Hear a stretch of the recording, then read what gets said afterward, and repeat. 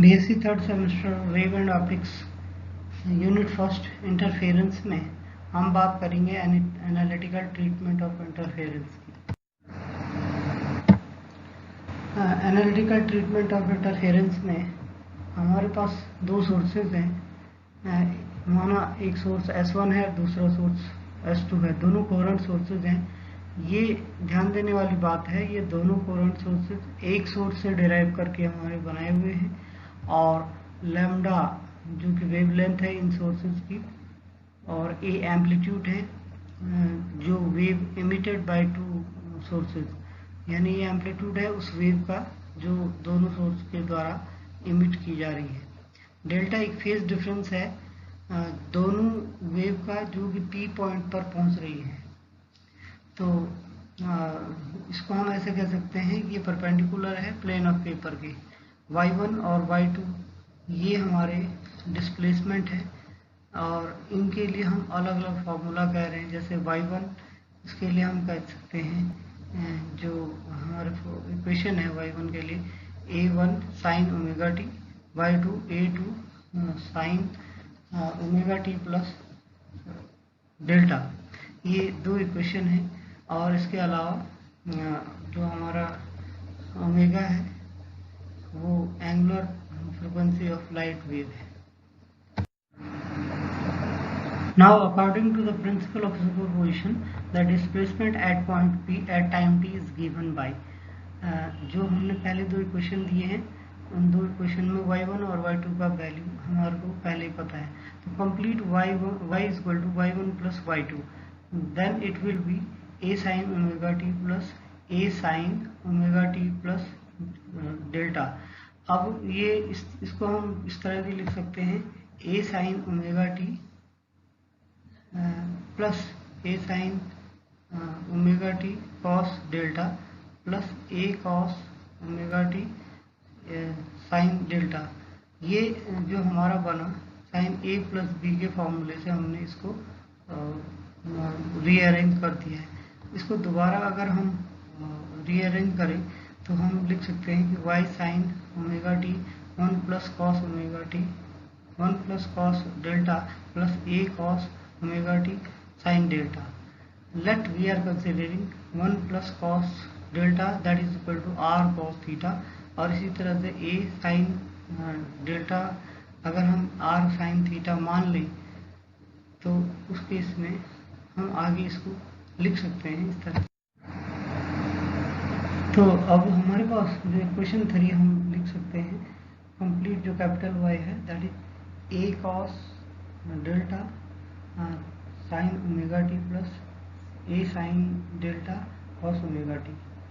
अगर हम जो वैल्यूज़ हैं जो इक्वेशन हमारे पास पहले थी इक्वेशन 3 और 4 में जो हम वैल्यूज रखी है उनके अकॉर्डिंग अगर हम वैल्यू रखें तो capital Y that is equal to are cos theta sine omega t और इसी तरह से r sine theta cos omega T.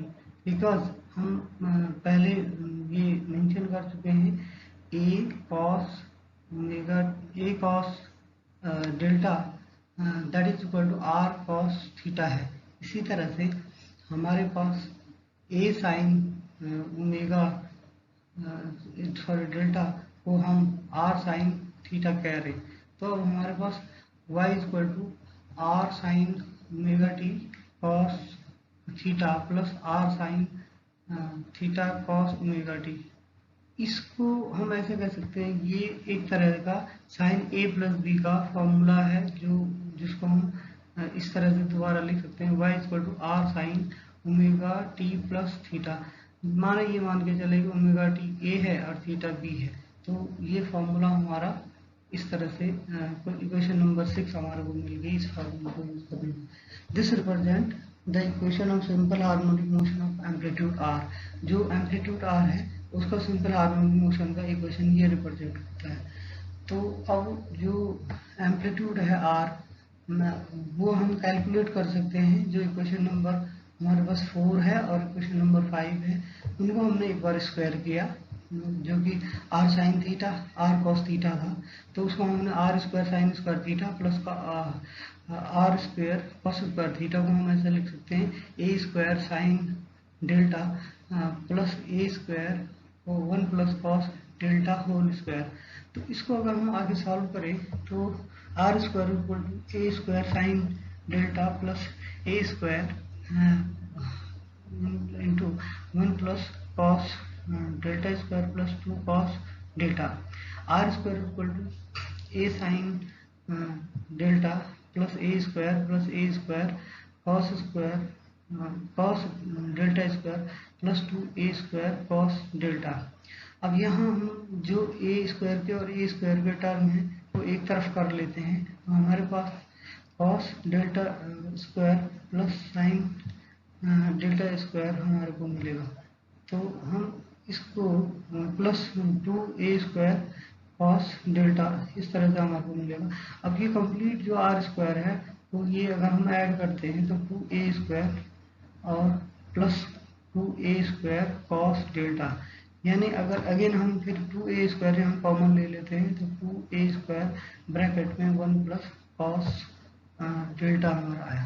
जो हमारे पास फॉर्मूला आया 1 प्लस कॉस डेल्टा है, 1 प्लस कॉस डेल्टा को हम एक्सपेंड इस तरह से कर सकते हैं 1 plus cos delta that can be written as 1 plus cos square delta by 2 minus sine square delta by 2। Let this is equation number ए।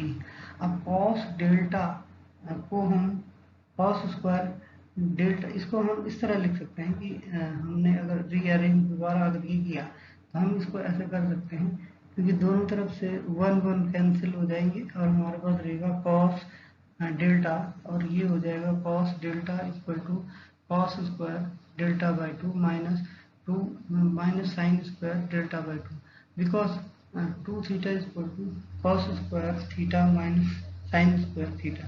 तो equation a can be written as 1 plus delta cos delta that is equal to 1 minus cos square delta by 2 plus sin square delta by 2. It can be written as cos square delta by 2 plus cos square delta by 2. अब हमारे left hand side में 1 plus cos delta है और right hand side में हमारे को मिला, क्योंकि 2 बार हमारा ये आ गया है cos square delta by 2, it can be return 2 cos square delta by 2। अब जो हमारे पास प्रीवियसली हमारे को मिला है R square equal to 2a square 2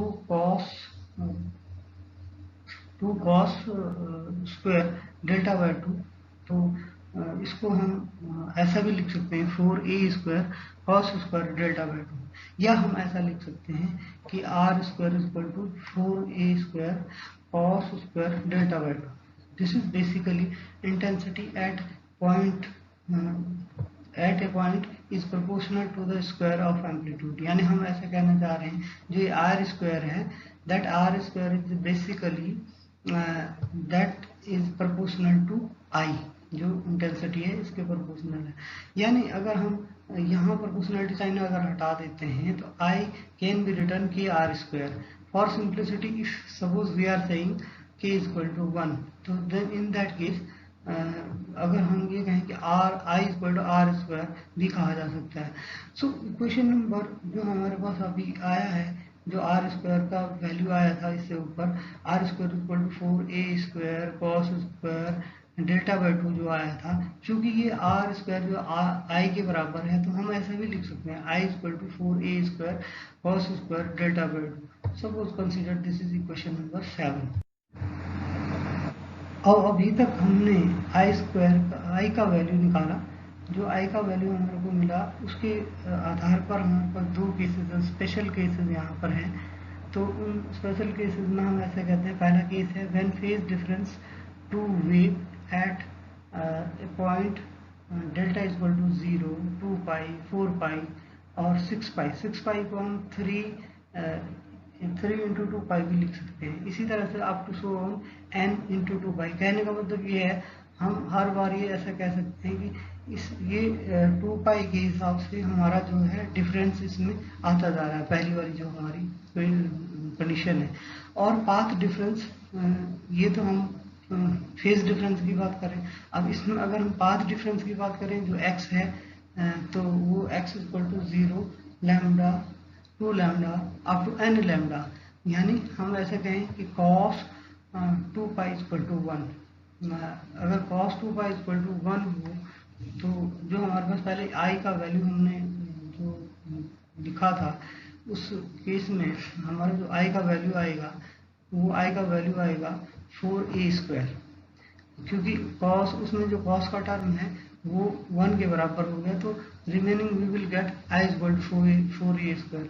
ये कंडीशन तब है स्पेशल कंडीशन जब हमारे पास phase difference delta equal to 0 हो, 0, 2 पाई और 4 पाई, यानी इस तरह के डिफरेंस पे हो। और इसी तरह पाथ का जो डिफरेंस हो वो भी 0 lambda 2 lambda up to n lambda, इस तरह का। तो हम ऐसे कह सकते हैं कि जो इंटेंसिटी है that is maximum when phase difference is a whole number of 2 pi और path difference is a whole number of wavelength। ये तो मैक्सिमम इंटेंसिटी की हम बात करें।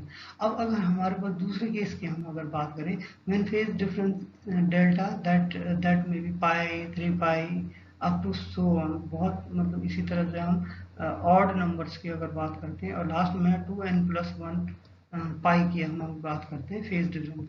और इसी तरह से ये तो हम फेज डिफरेंस की बात करें। अगर पाथ डिफरेंस को हम λ/2, 3 λ/2, 5 λ/2 up to so on, last में अगर हम n के टर्म में अगर बात करें तो 2n+1 λ/2 इस तरह से आए।